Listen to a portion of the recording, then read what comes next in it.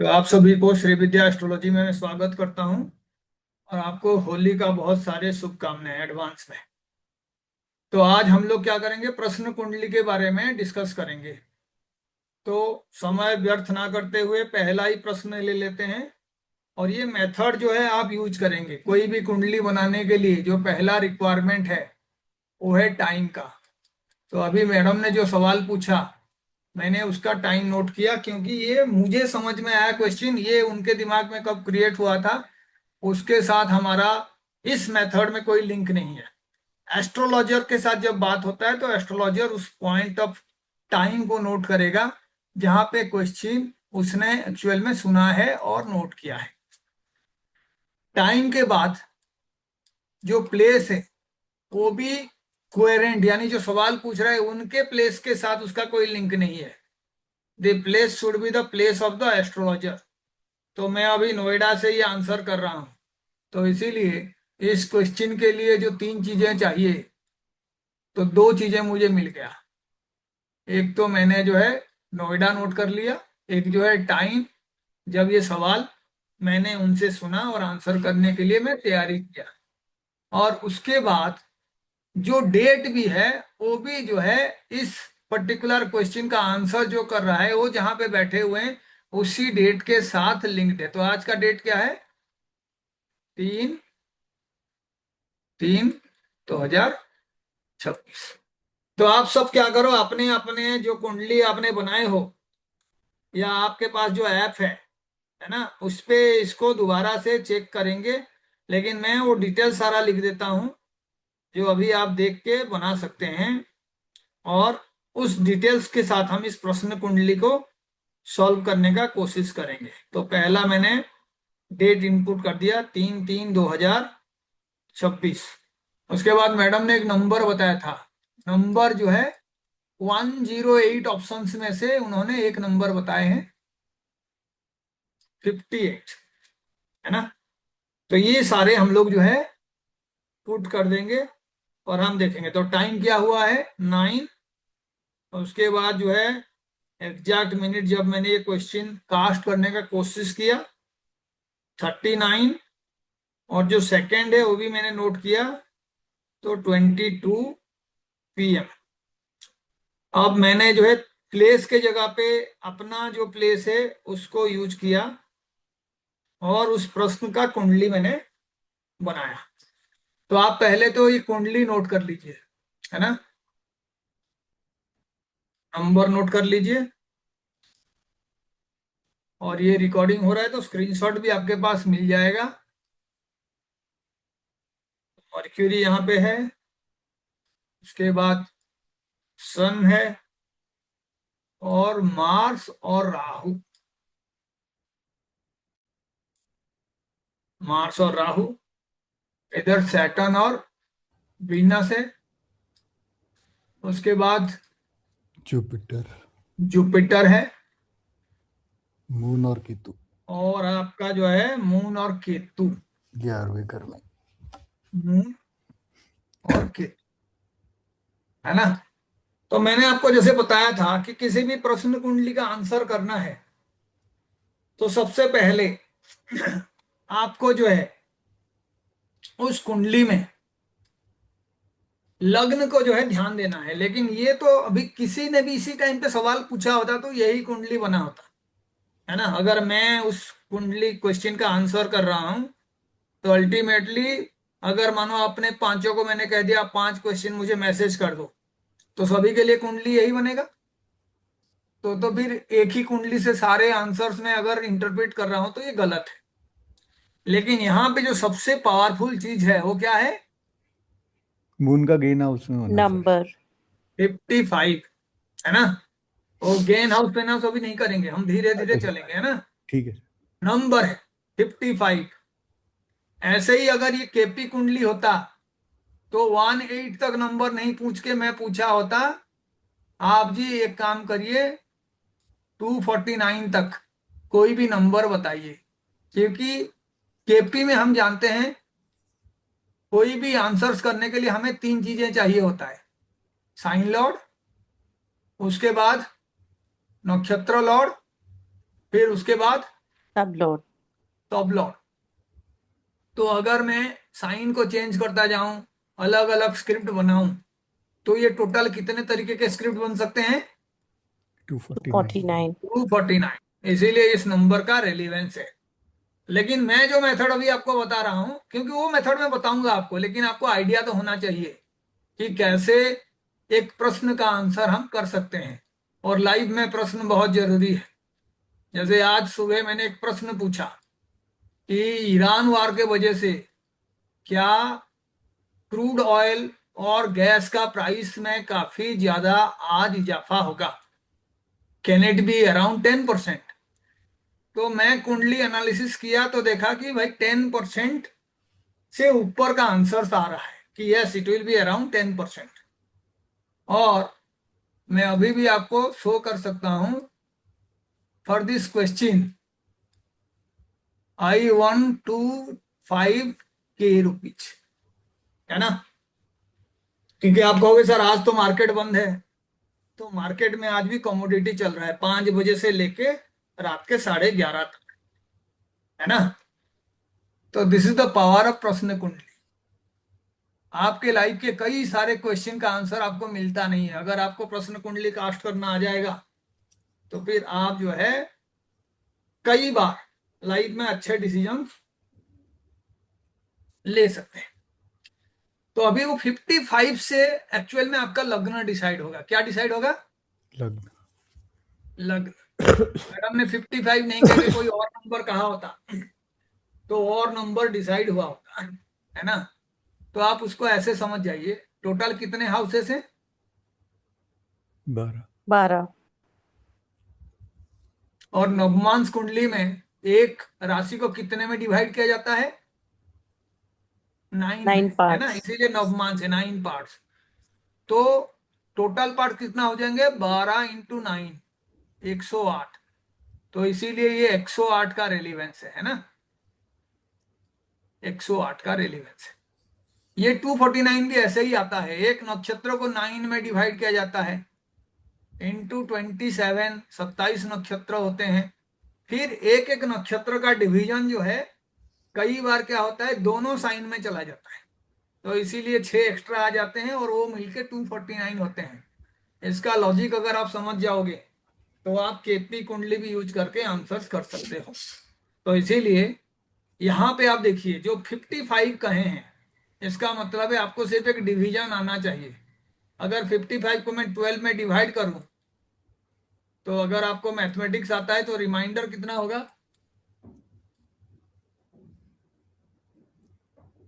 7। 7। बहुत बढ़िया, है ना? तो 55 इज इक्वल टू 12 × 4, ये कंप्लीट हो गया, +7। तो इसका मतलब है जो नंबर मिला वो आपका क्या हो जाएगा? लग्न। ठीक है, वो आपका लगन हो जाएगा। और लगन के बाद जैसे हमने निकाल दिया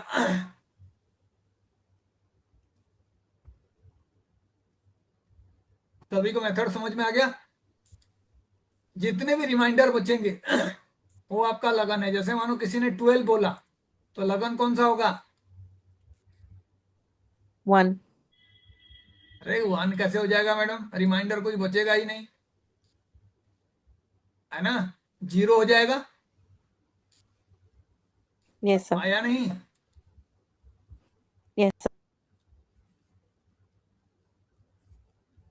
0 हो जाएगा। अभी लगन में लिखा नहीं हूं, काइंडली जो मैं बताया था उसको मैं दोबारा रिपीट कर रहा हूं, ध्यान से सुनिएगा, ठीक है? तो 0 का मतलब 12 होता है ना, यानी एक नंबर घर के पीछे 0 ही आएगा, उसको 12 नंबर हाउस कहते हैं। तो लगन बन जाएगा आपका 12 नंबर हाउस। ऐसे ही अभी जो सवाल हमने पूछा, कौन सा हाउस आपका लगन बनेगा? 7। 7th house. तो मैं जो है गलती से ऊपर लगन में ही एलए लिख दिया था। अभी हमको एलए जो है कहाँ पे लिखना होगा वो आपको समझ में आ गया होगा। एलए, ठीक है? हाँ या नहीं? Yes, sir. अब इसको जो है हम रोटेट करके भी देख सकते हैं। तो रोटेशन आता है कि नहीं आप लोगों को? Yes sir. कैसे रोटेट करेंगे? तो मैं धीरे धीरे रोटेट कर रहा हूँ, है ना। मैं पोजीशन को ऊपर लाऊंगा, तो इसीलिए कोई घबराना नहीं है। मेरा जो पोजीशन है वो 1 वाला यहाँ आ जाएगा, है ना, राशि। और ये जो आपका 7 है, यहाँ कोई प्लानेट नहीं था, तो इसीलिए ये मेरे लिए आसान हो गया। ऐसे ये कहाँ पे आ जाएगा? यहाँ पे। और ये क्या हो जाएगा? 4। यानी मैं क्या कर रहा हूं, सिर्फ राशियों को अपने अपने जगह पे चेंज कर रहा हूं। देखिए 5 में मून और केतु हैं, तो वो 5 में ही रहेंगे। और ये वाला जो साइन है वो यहाँ पे चला जाएगा। तो इसीलिए पहले तो आपको नंबर के हिसाब से सेम चीज को लिखना है। तो अब मैं पहले यहाँ लिख देता हूँ आपको, जो है आपका मून केतु के जगह पे क्या आ जाएगा, जस्ट उसके ऑपोजिट में मर्क्यूरी, सन, Mars, मार्स Rahu. और राहु, है ना। तो उसका जो साइन है वो भी रह जाएगा। 7, 8, 9, 10, 11 था, तो ये 11 नंबर साइन है, 12 नंबर साइन है। और इधर जो है मैं इसको साफ करके मरकरी और मून और केतु था, तो मून और केतु लिख दूंगा, है ना। तो ये 5 नंबर यहाँ पे आपका मून और केतु।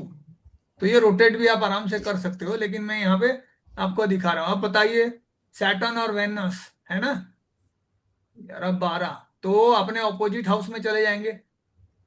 12,000। सैटर्न और वीनस 12th हाउस में चले जाएंगे। तो हम यहाँ पे क्या कर देंगे, सैटर्न और वीनस लिख देंगे। सैटर्न और वीनस, और 12th में कोई पहले से ही प्लैनेट नहीं था, तो ये खाली रहेगा, है ना। ये भी खाली है। जुपिटर को कहाँ ले जाएंगे? Third house में. 3, 3, 6, 1, 7। अब देखो मैं क्या किया, कुंडली में जो जहां पे था उसी को रखा, लेकिन लगन को जो है मैं पहले जगह पे ले आया, और ये हमारा बन गया प्रश्न कुंडली।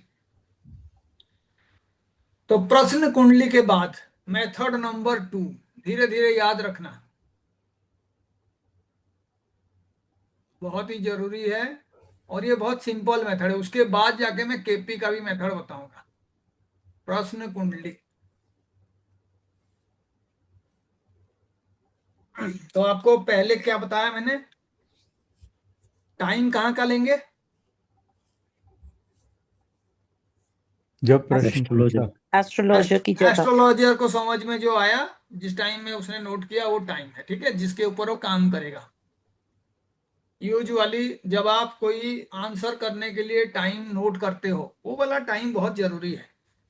यानी आपने कंप्यूटर के सामने बैठा, कंप्यूटर जैसे ही ओपन किया, वो आपका प्रश्न कुंडली से डील करने का टाइम हो गया। सेकंड है एस्ट्रोलॉजर का प्लेस और प्लीज। एस्ट्रोलॉजर का टाइम।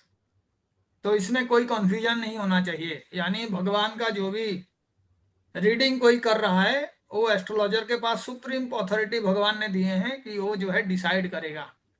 तो इंसान क्या करेगा, इंसान जो है वो जो कॉस्मोस का नंबर है ना उसको देगा। तो नंबर जो है 108 करेगा तो ये मेथड यूज होगा, 249 करेगा तो केपी मेथड यूज होगा। और ये बहुत ही ज्यादा रेलिवेंट है, इसीलिए मैं जानबूझ के बड़े इत्मीनान के साथ बता रहा हूँ। पहले होता था बहुत जल्दबाजी में चीजों को बताने का कोशिश करता था, अब हमें जो है जल्दबाजी नहीं करना है। एक ही मेथड को बड़े आराम से, इतने बढ़िया से चर्चा करना है कि कोई दूसरा अपना लाइफ में उसको यूज कर पाए। तो प्रश्न कुंडली आपका बन गया। अब एनालिसिस शुरू नहीं करोगे, एनालिसिस का मेथड समझोगे। क्योंकि मैं कौन कौन से कुंडली यहाँ पे यूज करूंगा, D1 और D9, D9। याद रखना है इसको, D1 और D9। और कुंडली जैसे ही डिसाइड हो गया, तो आप रोटेट कर दोगे उस नंबर के बेस पे, जिसको सीड नंबर कहते हैं। सीड नंबर यानी प्रश्न का बीज हो। कोई भी पेड़ सीड से बनेगा, तो सीड इंपोर्टेंट है, उसी से ही आंसर होगा। अब हमें होरा का यूज करना है। क्या यूज करना है? होरा।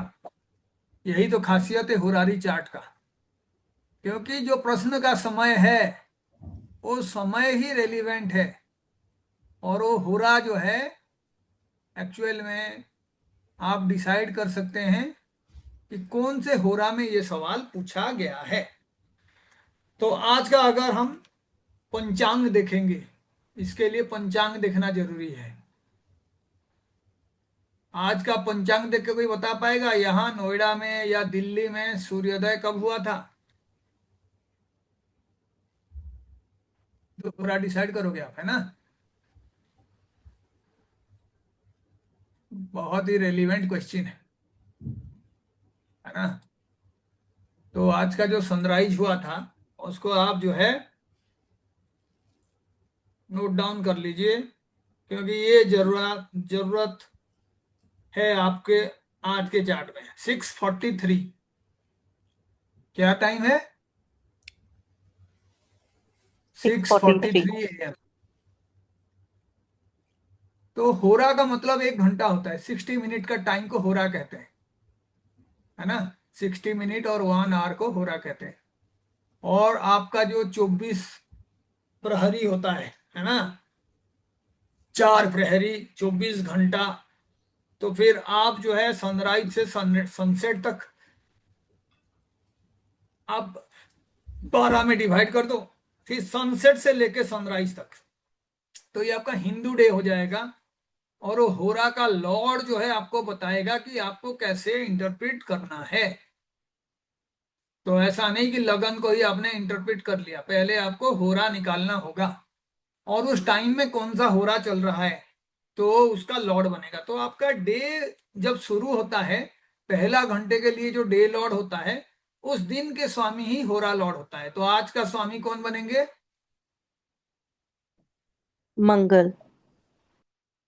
हाँ जी, आज का स्वामी जो है मंगल बनेंगे। अब जो क्वेश्चन पूछा गया है वो कौन से टाइम में पूछा गया है?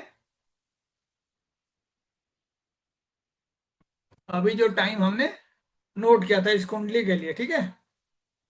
तो आप उस टाइम को यहाँ पे यूज करोगे।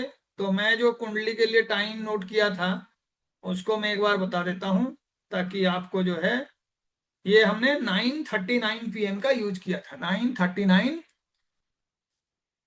PM। यहां तक हमको आना है और हमें प्लानिटरी ऑर्डर को याद रखना है। तो जो सबसे पहले फास्ट मूव करता है और जो सबसे स्लो मूव करता है उनका मुझे एक ऑर्डर बनाना है, राहु केतु को मुझे अवॉइड कर देना है ना? बहुत ही आसान तरीका है, धीरे धीरे आप समझोगे, 3-4 स्टेप है। तो फिर आप लाइफ में बहुत उसको आराम से किसी का प्रश्न को यूज कर सकते हो। उसमें टेंशन नहीं रहेगा कि मुझे प्लेस कौन सा लेना है, टाइम कौन सा लेना है। वो जो नंबर वो बताएगा क्लाइंट, वो आपके लिए सबसे पावरफुल नंबर है। आप जब खुद भी कोई सवाल पूछोगे तब भी आप थोड़ी देर के लिए ध्यान करके अपना एक नंबर जो है बताना है, और उसको आपको यूज करके मुझे बताना है कि मेथड कैसे काम कर रहा है। तो इसीलिए ऑर्डर आपको याद रखना है कि कौन से प्लैनेट के बाद किसका होरा आएगा, है ना? इसको याद रखोगे तो आपके लिए बहुत आसान होगा। सबसे स्लो कौन चलता है? सैटर्न। सैटर्न। सैटर्न के बाद स्लो कौन चलता है? जुपिटर। जुपिटर। क्योंकि राहु केतु को देखना ही नहीं है ना। जुपिटर के बाद वीनस। नहीं, जुपिटर के बाद मार्स। ठीक है? तो मार्स जो है लगभग 2 महीने में कोई भी चीज को एक राशि से दूसरे राशि में क्रॉस करता है। तो आपको पता चल जाएगा शनि कितने साल में क्रॉस करता है। 2.5 ईयर। शनि इसीलिए सबसे स्लोएस्ट है ना? सबसे फास्टेस्ट कौन है? मून। मून। तो सबसे लास्ट में कौन आएगा? मून। सबसे लास्ट में मून आएगा, है ना? तो हम लोग जो है लास्ट में लिख दिए मून।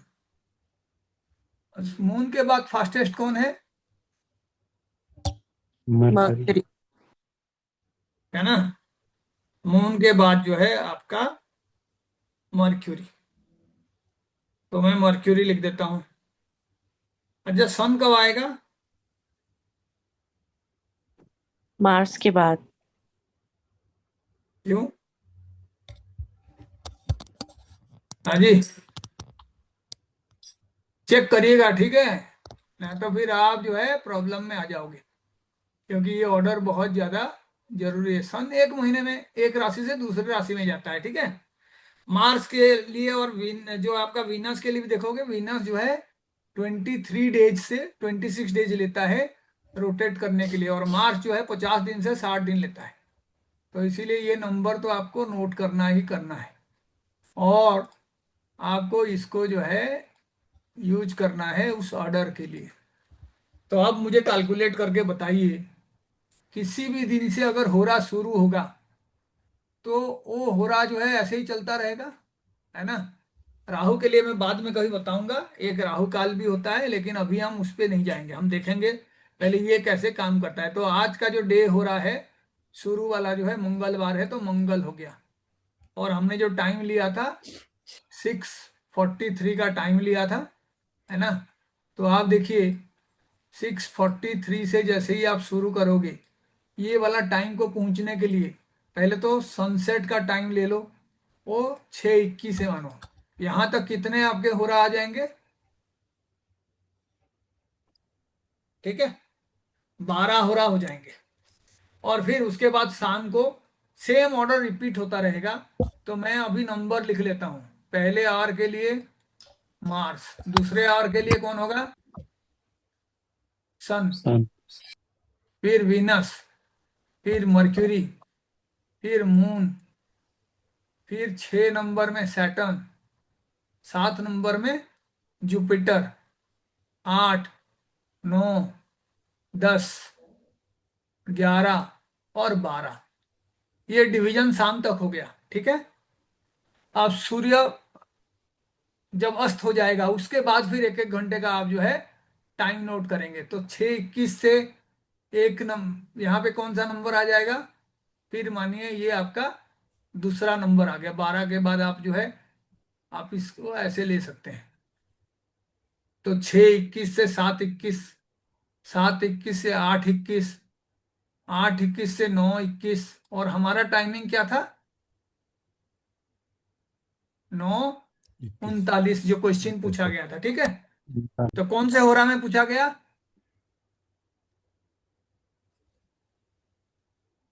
सन। कोई मानो सुबह सुबह आपको सवाल पूछा है, तो आपके लिए होरा तो डिसाइड करना बहुत ही आसान है कि नहीं?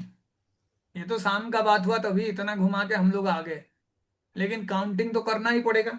और टोटल कितना हो रहा होगा एक दिन में? सूर्योदय 12। से लेकर सूर्योदय तक 24 हो रहा होगा, है ना? एक एक घंटे का एक हो रहा होता है।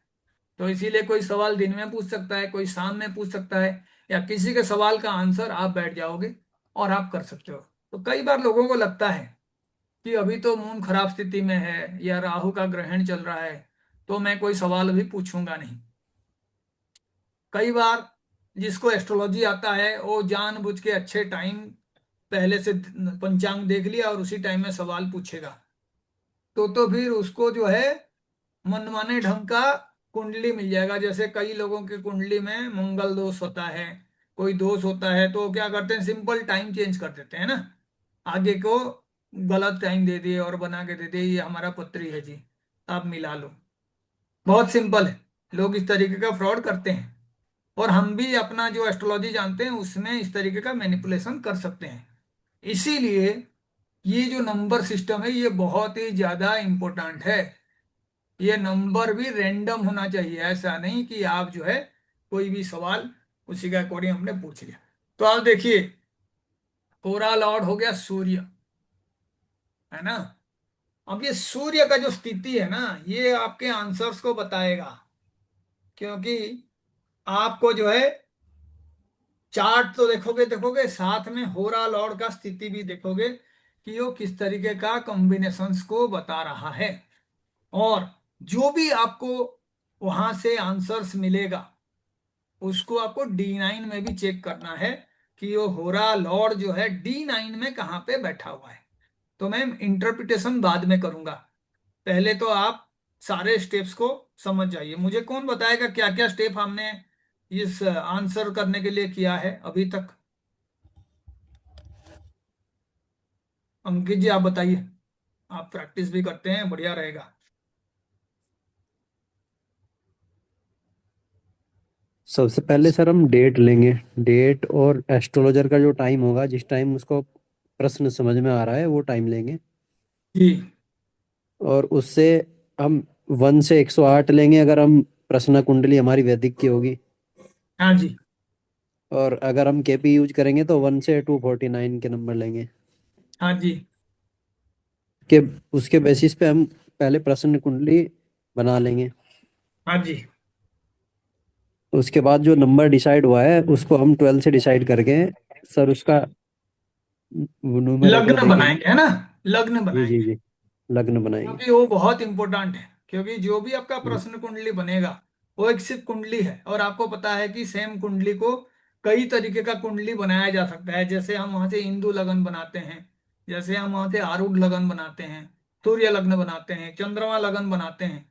ये सारे अलग अलग मेथड्स हैं, लगन कुंडली से ही बनता है। तो यहाँ पे लगन जो है कुंडली तो बना है, लेकिन एक्चुअल में उस कुंडली में आपका एक्चुअल जो हाउस नंबर 1 होगा, वो हाउस नंबर 1 आपका बनेगा उस हाउस में जहां पे एक्चुअल में आपका ये नंबर फॉल करेगा। 55 बोले तो 12 में डिवाइड करने के बाद 7 रिमाइंडर है।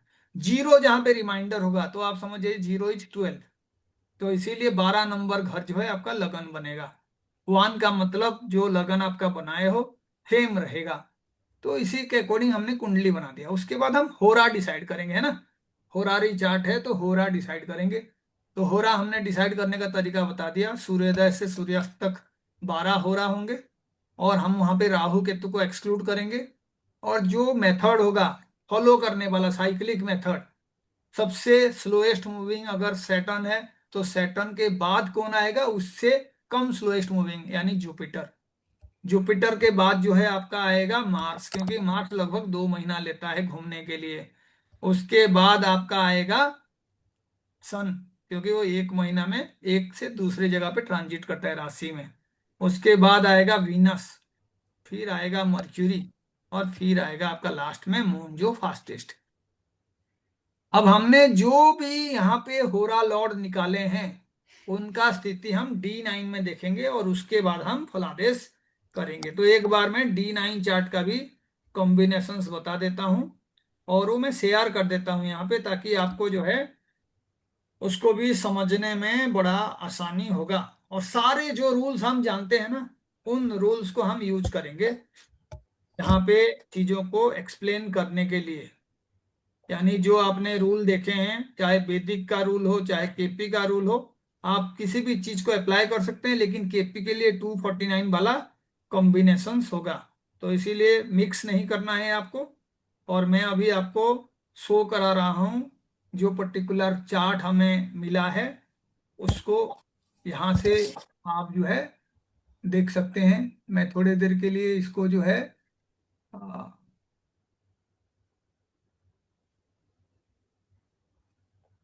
चेंज कर रहा हूँ। ये आपको दिख रहा है? दिख रहा है सब सर। हाँ जी, ये आपका D9 चार्ट है, ठीक है। क्या दिख रहा है आपको? लगन में कौन है D9 में? मून। मून है। दिख रहा है या नहीं सभी को? दिख रहा है सर। Yes sir. हाँ जी, हाँ जी। तो हमारा होरा कौन बना था? सन। सन बना था। तो सन का स्थिति हम देखेंगे। सन जिस राशि में है उस राशि का इम्पैक्ट डेफिनेटली रहेगा, है ना? नवमांश में जब आ रहे हैं तो आपको सिर्फ यहाँ पे वो सन का जो स्थिति है उनको देखना है, सन का नवमांश में स्थिति कैसा हुआ है। तो पहले तो देखो, नवमांश में सन कौन सा लॉर्ड है? 11th eleven. लॉर्ड। 11 का स्वामी। उनके साइन में कौन बैठा हुआ है? केतु। ये तो। सन खुद कहाँ पे बैठे हुए हैं? 6th house. 6th हाउस में। और सन का डिस्पोजिटर कौन है? जुपिटर। जुपिटर। जुपिटर और कौन से हाउस का स्वामी है? सारा देखना पड़ेगा ना, तभी तो आप समझोगे, है ना। सन थर्ड की हाउस। स्थिति को आपको देखना जरूरी है। अभी हम क्या करेंगे, दूसरा जो चार्ट हमने बनाया था उसको भी मैं शेयर कर देता हूं, और उसके बाद हम फल कथन करेंगे, है ना। क्योंकि चार्ट सामने आ गया हमारा। अब हमने जो है लग्ना चार्ट में भी जो हमने दिखाए थे उस पे मैं डिग्री जो है आपके सामने शेयर कर देता हूं, ताकि आप लोग जो है उस चीज को भी देख के बताओगे कि बाधक कौन है और ज्ञाति कारक कौन है। क्योंकि हमने चार्ट तो बना दिया था, अब हम बाधक ज्ञाति कारक वगैरह भी देखेंगे।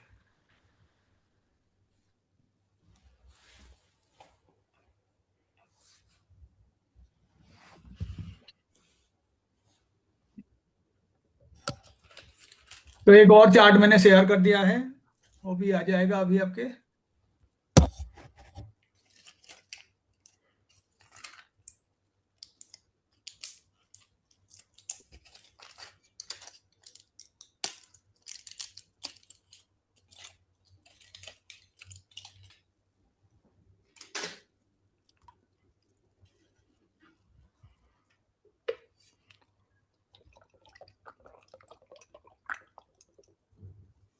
क्या?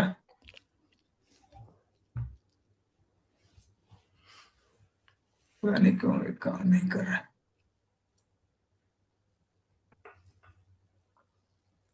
इस चार्ट में बताइए बाधक कौन है? सन।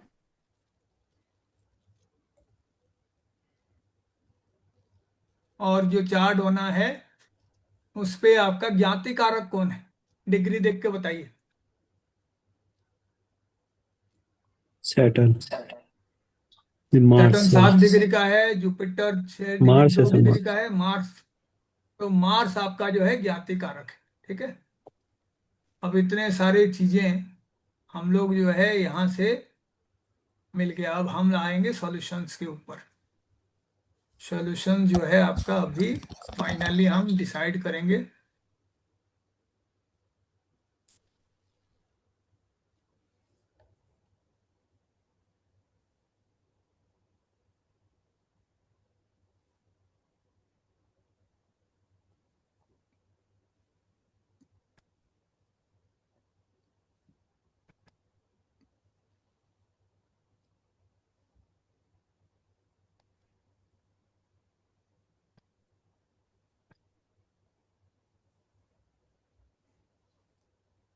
जितने भी इंफॉर्मेशंस हैं उस इंफॉर्मेशंस को आप जो है यहाँ पे यूज करने के लिए कोशिश करेंगे। तो बताइए, जो हमने कुंडली बनाया था होरा यूज करने के बाद, है ना, उसमें नंबर क्या था? कौन सा कुंडली बना था? एरीज लग्न। एरीज लगन का कुंडली बना था। और क्या क्या मिला था हमें? सूर्य मिले थे जो होरा स्वामी थे, और उनको जाके हमने D9 चार्ट में जाके देखा था, उनका स्थिति देखा था। तो सन D9 चार्ट में कहाँ पे प्लेस थे? Six house. 6th हाउस में। सन का डिस्पोजिटर कौन था? जुपिटर। जुपिटर। सन के साइन में कौन बैठा हुआ था? केतु। केतु। और जो D1 चार्ट था उसमें ज्ञाति कारक कौन था? मार्स। मार्स, है ना। तो जब इतने सारे चीजें मिल गए, अब हम फाइनली जिस इंटरप्रिटेशन के लिए बैठे हैं उस इंटरप्रिटेशन को करेंगे। और वो इंटरप्रिटेशन इस तरीके का है ना। D1 चार्ट यहाँ से गायब हो गया है, D1 चार्ट में प्लेस कर देता हूँ, और फाइनली हम देखेंगे। तो D1 चार्ट में आपको पता है कि आपका जो है साइन वाइज सैटर्न और वीनस थे यहाँ पे, सैटर्न एंड वीनस। और आपका 5 नंबर में थे मून और केतु, मून एंड केतु। उसके बाद 11 नंबर साइन में बहुत सारे प्लैनेट थे, तो एक तो आपका बहुत सारे प्लैनेट में कौन कौन आते हैं? Mercury, Sun, Sun, Mars, Mars Rahu, Rahu. And Rahu. और उसके बाद आपका जुपिटर 3 नंबर साइन में आ रहा था। जुपिटर। तो हमें रेंट के बारे में बात करना है ना, सबसे प्राइमरी क्वेश्चन तो वही था। रेंट कहाँ से देखेंगे? 4th house, रिलेटेड कोई भी काम होगा तो 4th हाउस से हम देखेंगे। और 4th हाउस का लॉर्ड जो है चंद्रमा है। किसके साथ बैठा हुआ है? केतु। केतु के साथ। और नवमांश कुंडली में हमारा फोकस किसके ऊपर था? Sun, सन। सन के ऊपर। और सन का क्या पोजीशन है? सन जो है सैटर्न के साइन में है ना, सैटर्न के साइन में। और सन के साथ कौन बैठा हुआ है? बाधक, ज्ञाति कारक है ना। सन के साथ ज्ञाति कारक मंगल बैठा हुआ है। उसके बाद ये जो लगन कुंडली बनाए हैं उसका जो बाधक है ना, कौन है बाधक इसका? सैटर्न। सैटर्न। सैटर्न जो है 12th हाउस में बैठा हुआ है। ठीक है। और जो सन का हमने पोजीशंस देखा था वो 6th हाउस का सन था। 6 का मतलब किसी तरीके का डिफिकल्टीज। तो अब यहां से यूजुअली क्या है, 4th लॉर्ड का पोजीशन अच्छा होना, 4th लॉर्ड के ऊपर कोई नेगेटिव एस्पेक्ट नहीं होना, और जो आपका अ, आपने होरा लॉर्ड को देखे हो उसका स्थिति अच्छा होना चाहिए, कोई बहुत ही पॉजिटिव आंसर के लिए, है ना। तो यहाँ पे जितने भी कॉम्बिनेशंस हैं अगर हम उसको देखेंगे तो आप देखिए, अगर ये 4th लॉर्ड है मून, उसके ऊपर एस्पेक्ट किसका है? मून के ऊपर ज्ञाति कारक मार्स का एस्पेक्ट है ना। उसके बाद सूर्य का स्थिति अच्छा नहीं है, जब शनि के हाउस में सूर्य चला जाता है। तो जुपिटर से क्या स्थिति है? जुपिटर से जब आप देखोगे तो जुपिटर का 9th एस्पेक्ट यहाँ पे आ रहा है। जुपिटर का 9th एस्पेक्ट आ रहा है ऑन सन, जो थोड़ा बहुत बीच बचाव करेगा। और मर्क्यूरी इस चार्ट में क्या कंडीशंस में है? Mercury is the 6th Lord. और मर्क्यूरी जो है बहुत ही अच्छा कॉम्बिनेशन में नहीं है। 3 और 6 का लॉर्ड जो होता है वो एक हिसाब से 2 3 6 हाउस का स्वामी होता है। तो सन के साथ मर्क्यूरी का भी जो कॉम्बिनेशन है यहाँ पे अच्छा नहीं है। जबकि मार्स जो है ज्ञाति कारक है और राहु जो है रैंक एनिमी है। और जो सन का डिस्पोजिटर है वो जाके 12th में बैठा हुआ है जुपिटर के साइन में। और सन सैटर्न का जो पावर देखोगे तो 1 के पास जो होता है, तो Saturn is also not very good. जो आपका एस्पेक्ट का बात है, यहाँ पे सिर्फ एक ही एस्पेक्ट आ रहा है जुपिटर का। और उसके बाद हम लोग कुछ साइन के साथ भी प्रेडिक्शंस करना जो है चाहेंगे। जैसे आपका ये 4th का लॉर्ड है, 4th का लॉर्ड 5th में जाए तो हाउस वाइज ये थोड़ा सा इंप्रूवमेंट है। लेकिन वाटर साइन के लॉर्ड जो है अग्नि तत्व में जाएं और साथ में मून का कॉम्बिनेशन हो जाए केतु के साथ, तो उसके लिए जो टेंशन है वो all on a sudden solve हो सकता है, या उसके लिए कोई भी पिन पॉइंटेड प्रिडिक्शंस हो नहीं सकता, क्योंकि केतु अनसर्टेनिटी का कारक है। उसके बाद कुछ साइन है जिसमें आपको तुरंत रिजल्ट मिलता है। कौन कौन से साइन है? Anybody who can say? क्योंकि 3 तरीके का साइन होते हैं हमारे पास। एक होता है चर, एक होता है स्थिर, और दूसरा क्या होता है? Vichar, द्विचर। तो जो द्विचर भाव। चर होते हैं वो चीजों को क्या करते हैं? Fast result accurate. देने में कोशिश करते हैं। तो चर राशि कौन कौन से हैं? 1 1, 4 7 10।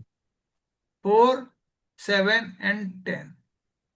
और जो स्थिर राशि होते हैं वो डिले कराते हैं, है ना, डिले। तो स्थिर राशि में आप देखो ये भी आगे मिल रहा है। और जो आपका सन भी है वो भी जो है स्थिर राशि में है ना। और सन के साथ मैक्सिमम प्लैनेट उस राशि में है। तो इसीलिए बहुत जल्दी आप कह सकते हो कि कोई क्विक रिजल्ट आपको नहीं मिलेगा। लेकिन जो जुपिटर का यहाँ पे एस्पेक्ट है और जो गोचर का बात हम करेंगे, तो यहाँ से सूर्य अपने एक्जल्टेशन में कब गोचर करेगा? सूर्य का डिग्री कितना है आज के डेट में? डिग्री देखोगे तो सन 18 डिग्री का है। यानी आप 40 दिन और वेट करिए, है ना, 40 डेज। 40 डेज में सन का गोचर यहाँ पे हो जाएगा and that will bring a very good conditions. क्योंकि यहाँ से आप ये भी देख सकते हो कि सन अपने एस्पेक्ट करेगा हाउस को, फिफ्थ एस्पेक्ट। कोई पूछेगा सन का तो सर एस्पेक्ट नहीं होता है, तो ट्राइनल कंडीशन को मैं यूज कर रहा हूँ, 159 वाला कॉम्बिनेशंस को, ठीक है। और वो गेन दिलाएगा, फोर्थ हाउस से रिलेटेड गेन के साथ उसका लिंक बनेगा। यहाँ पे सन बहुत अच्छा रिजल्ट नहीं दे सकता है। कारण क्या है? जो प्लैनेट्स हैं वो दोनों ही उसके दुश्मन हैं, और यहाँ पे सूर्य का स्थिति अच्छा नहीं होगा उनके प्रेजेंस के वजह से। तो खास करके ये मंगल का जो कॉम्बिनेशन है, ज्ञाति कारक बना हुआ मंगल, तो कुछ हाउस से रिलेटेड जो टेंशन से ट्रबल से वो भी यहाँ से नोट हो रहा है। तो my answer is at least you have to wait 40 days, है ना। क्योंकि सन का ट्रांजिट जब तक यहाँ पे होगा तभी जाके आपको एक नया कॉम्बिनेशन मिलेगा, और तब जाके आपको यहाँ से गेन मिलेगा, ठीक है। और अगर मैं 40 डेज का बात करूं, तो आप देखना मून और जो कॉम्बिनेशन है ना, मून फिर से जुपिटर के सामने इधर आएगा, ये कॉम्बिनेशंस बनाएगा।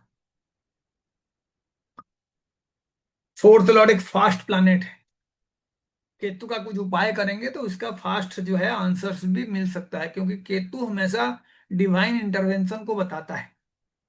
कई बार आपको जब कुछ समझ में ना आए और केतु जो है आपके स्क्रिप्ट में आ जाए, तो यूजुअली आपको किसी ना किसी तरीके का गणेश जी का पूजा करना है, या अपना कोई मन में एक ऐसे कॉम्बिनेशंस रखना है कि भाई ये मेरा फुलफिल हो जाए तो मैं एक पर्टिकुलर कार्य पूरा करूंगा, है ना, जिसको संकल्प कहते हैं। तो ऐसे में बहुत अच्छा रिजल्ट मिलता है। और गणेश जी को आपको जो है, एक तो हरिद्रा गणेश मिलते हैं, या उनको हल्दी लगाने का, शाम को पूजा करने का व्यवस्था करिए। तो ये जो आपका रिजल्ट है ये 40 डेज से पहले भी मिल जाएगा, और बड़े जल्दी आपका ये काम फुलफिल हो सकता है। तो सूर्य जो है यहाँ पे आपके लिए एक तरीके से आपको प्रॉब्लम सॉल्व करने का काम करेंगे। तो सूर्य का कुछ ना कुछ उपाय डेफिनेटली आप करिए, एंड ऑल द बेस्ट। लेकिन जो चार्ट है जिसको हमने एनालाइज किया, अगर मानिए आपको D9 में सन का पोजीशन या उसका डिस्पोजिटर अच्छे जगह पे मिला हो, है ना, जो साइन है वहां पे नहीं होके आगे वाले साइन में होता, तो सन एक्जल्टेड होता, है ना। अब सन का डिस्पोजिटर जो है मंगल ज्ञाति कारक बनता, तो भी जो है प्रॉब्लम को शो करेगा। लेकिन जब डिस्पोजिटर अच्छा हो जाए तो जाके आपको बेनिफिट मिलता है। और मैंने बताया कि जब सिक्स्थ के लॉर्ड आपका डिस्पोजिटर बने, तो ये ट्रबल डिले ये सारे चीजों को बताता है। तो कई सारे रूल्स हैं जो हमने अप्लाई किया, और उसके बाद हमने ये आंसर को ढूंढ निकाला। अब यहाँ पे अगर केपी होता, तो केपी में कैसे देखते इसको?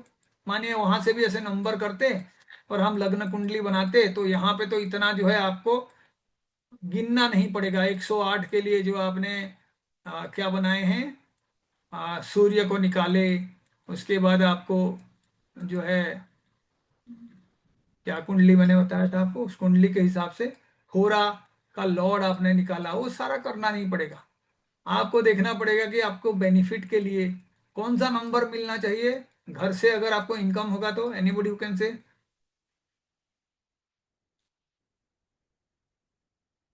प्रॉपर्टी से इनकम मिलेगा, तो कौन से नंबर का कॉम्बिनेशन होना चाहिए?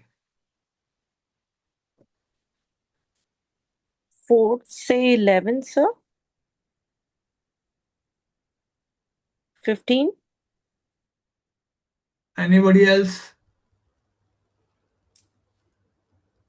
केपी में कौन सा नंबर मिलना चाहिए, घर से आपको इनकम मिलेगा।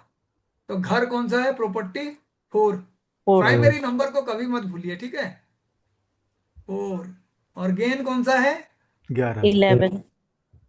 और रेंटल इनकम, चाहे किसी भी तरीके का इनकम का बात हो, 2. तो 2 4 11 का कॉम्बिनेशन होना चाहिए ना, 2 4 और 11। तो वहां पे भी कोई ना कोई आपको कुंडली मिला होता, जिसको नंबर यूज करके हम लगन बनाते, है कि नहीं। एपी कुंडली में थोड़ा सा आपको काम करना पड़ेगा, क्योंकि उसके स्क्रिप्ट के बारे में बताऊंगा, लेकिन आइडिया ओवरऑल होना चाहिए कि 4 2 और 11 वाला नंबर अगर मिल जाए तो इसका मतलब है कि मेरे को अपने कुंडली के हिसाब से अच्छा रिजल्ट मिल रहा है। तो आपको रिजल्ट कौन देगा, अभी आपका दशा लॉर्ड आपने देख लिया, दशा अंतर्दशा और प्रत्यंतर दशा, उनमें से रिजल्ट कौन देता है, प्रत्यंतर दशा। प्रत्यंतर दशा. प्रत्यंतर दशा। तो इसीलिए आप क्या करोगे, जो भी चार्ट बना होगा उसके प्रत्यंतर दशा लॉर्ड पे चले जाओगे, क्योंकि वो इवेंट को डिसाइड करता है ना, समय का प्रत्यंतर दशा लॉर्ड। अच्छा, अब पीढ़ी का स्क्रिप्ट कैसे देखेंगे, क्योंकि ये तो डिसाइड होना है ना, प्रत्यंतर दशा लॉर्ड तो ये फिक्स है, जो भी हाँ जी। आपने टाइम नोट किया है उस टाइम में जो भी दशा चल रहा होगा वहां से प्रत्यंतर दशा मिल जाएगा आपको, यानी चंद्रमा जिस नक्षत्र में है ना। तो आपके चार्ट में भी दशा सिस्टम आ जाएगा, क्लिक करिएगा प्रत्यंतर दशा, इसके स्वामी। तो प्रत्यंतर दशा कौन से हाउस को एक्टिवेट करेगा, कहां से पता चलेगा, कस्पल सब लोग। कस। कॉस्पल सबलॉट है ना, कॉस्प देखोगे जाके, हाँ जी। कॉस्ट चार्ट देखना है, तो कॉस्पल सबलॉट किसको देखना है, कौन कौन से हाउस का, 2 4 11. बहुत ही बढ़िया, 2 4 और 11, यानी इनका जो कॉस्पल सबलॉट है वो देखना है। और जो आपका दशा सिस्टम है, वो दशा सिस्टम कैसे रिजल्ट देता है, दशा का स्वामी किस किस का रिजल्ट देता है, नक्षत्र लॉर्ड का। अपने नक्षत्र लॉर्ड का। तो ये जो पॉइंट्स है ना, इसको बहुत आराम आराम से आपको यूज करना है, जल्दबाजी में बिल्कुल यूज नहीं करना है। पहले तो आप देख लीजिए जो कॉस्पल सबलॉर्ड है वो यूजुअली कौन से हाउस को एक्टिव कर रहा है टाइम के हिसाब से। तो सबसे पहले वो अपने नक्षत्र लॉर्ड का रिजल्ट देगा, तो नक्षत्र लॉर्ड का नंबर नोट कर लीजिए, या जो प्लैनेट है उसको नोट कर लीजिए। उसके बाद यहाँ पे जो प्लैनेट्स हैं उनको नोट कर लीजिए, जो सब लॉर्ड बनेंगे 2 4 और 11 का।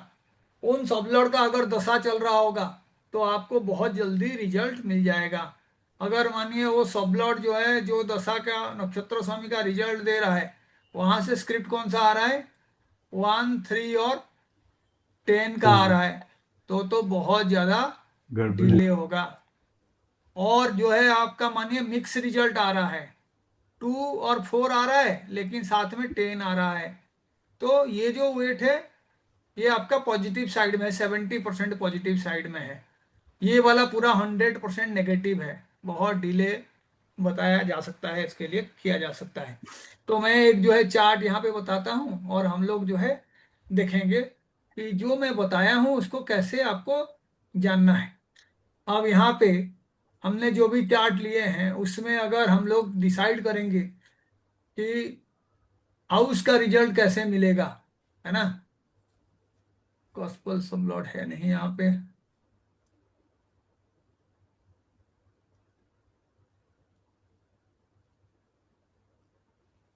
लिखी डाल दिए हैं, और ये सारे प्लानेट के डिग्रीज वगैरह दिए हैं, है ना।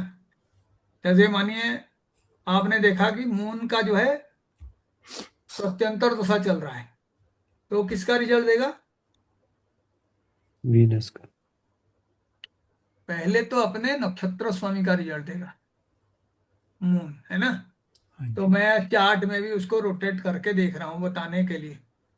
तो मून का अगर दशा चल रहा है तो मून वीनस का रिजल्ट देगा, तो this is result of Venus. उसके बाद मून किसका रिजल्ट देगा, जहाँ बैठा है। अपना रिजल्ट देगा, ऑक्यूपेंसी जहां बैठा हुआ है, ठीक है। उसके बाद किसका रिजल्ट देगा? राशि का। वीनस का जो साइन है ना, वीनस का जो साइन है, उसके बाद किसका रिजल्ट देगा? अपना अपने साइन।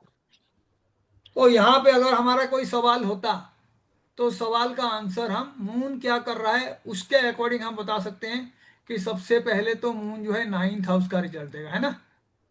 और कौन से हाउस का रिजल्ट देगा? सेकंड का रिजल्ट देगा। सेकंड। और उसके बाद कौन सा देगा? फोर्थ। फोर्थ और और 11th।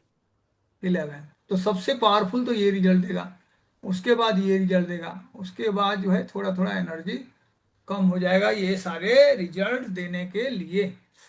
अब मून के साथ मानो आपने देखा जो आपका अंतर्दशा लॉर्ड है वो भी रिजल्ट दे रहा है। तो कई बार क्या होता है, अंतर्दशा और प्रत्यंतरदशा लॉर्ड का रिजल्ट सेम चीजों को बताता है। ये बहुत ही अच्छा कॉम्बिनेशन होता है, ठीक है।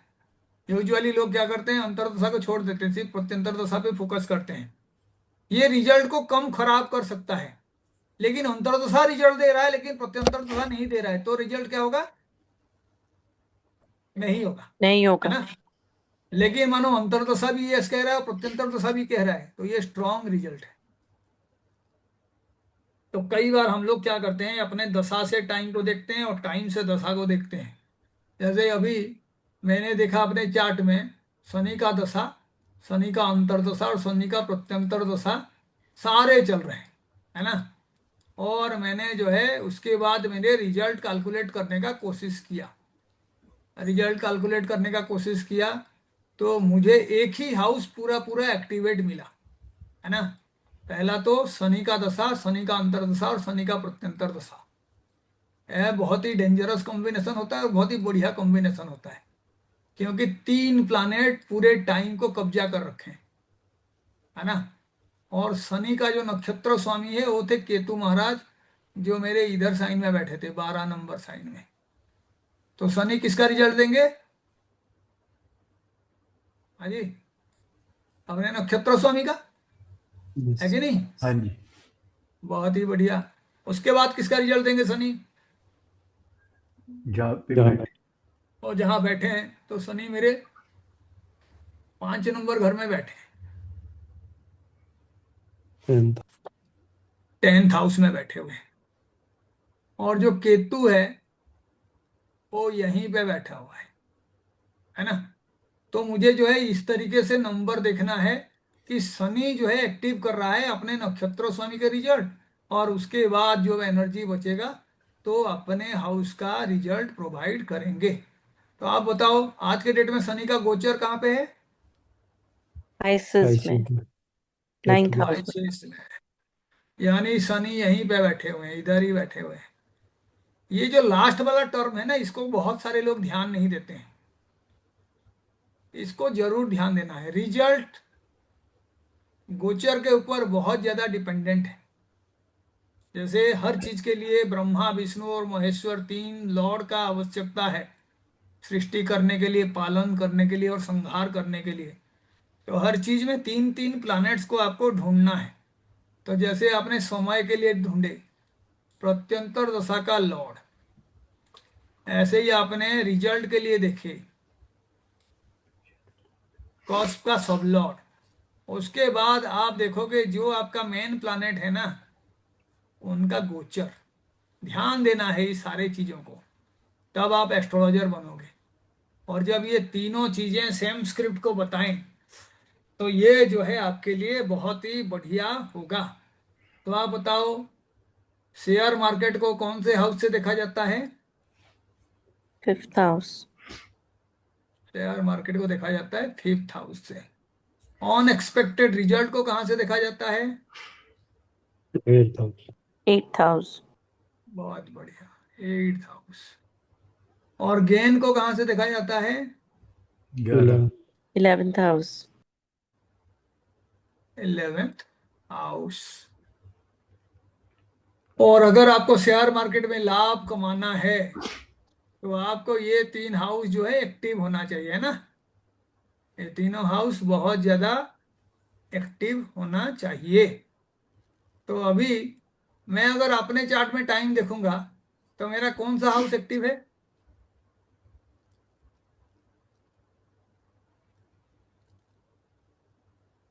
फिफ्थ। फिफ्थ हाउस है। उसके बाद कौन सा एक्टिव है? 10th house. 10th house. उसके बाद कौन सा होगा? केतु का कोई भी हाउस नहीं होता है ना? हाँ जी। और सैटर्न का कौन सा हाउस होता है?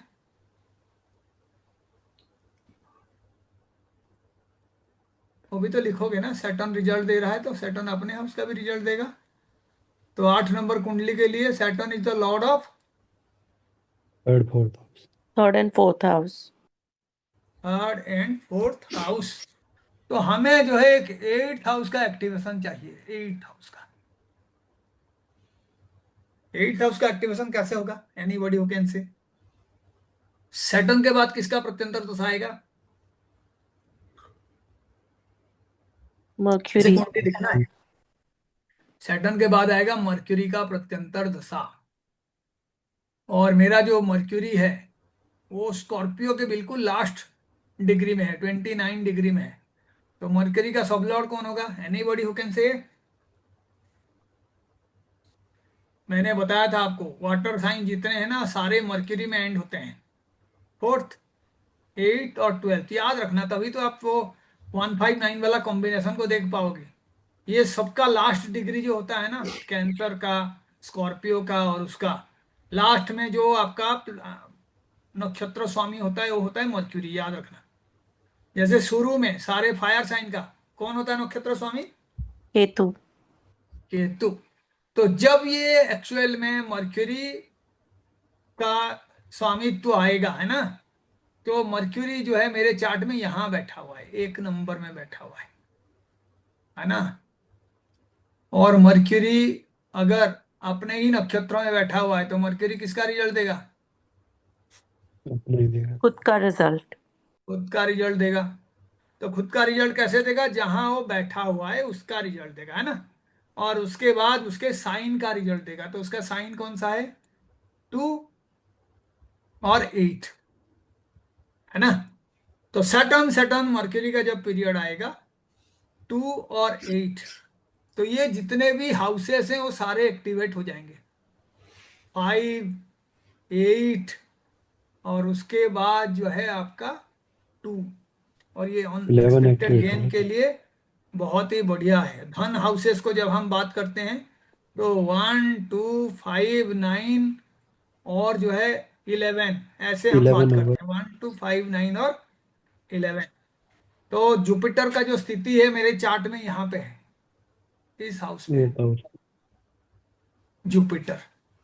तो इसीलिए मैं एक कैलकुलेशन किया हूं, जुपिटर एक्सल्टेड बन जाएगा जून में, है ना। And if all my plans goes good, तो मैं ये ईरान और जो आपका यूएस का वार है उसी में मेरे फाइनेंसेस को डबल कर सकता हूँ। I will share the details. आप लोग बने रहो, अपने अपने चार्ट में यूज करो। और इसके लिए केपी का रूल को बताने के पहले मैं जानबूझ के एक जो है ट्रायल क्लास आज लिया था, उस रूल को भी मैं बताऊंगा। लेकिन आप हमेशा स्क्रिप्ट बनाना शुरू कर दो।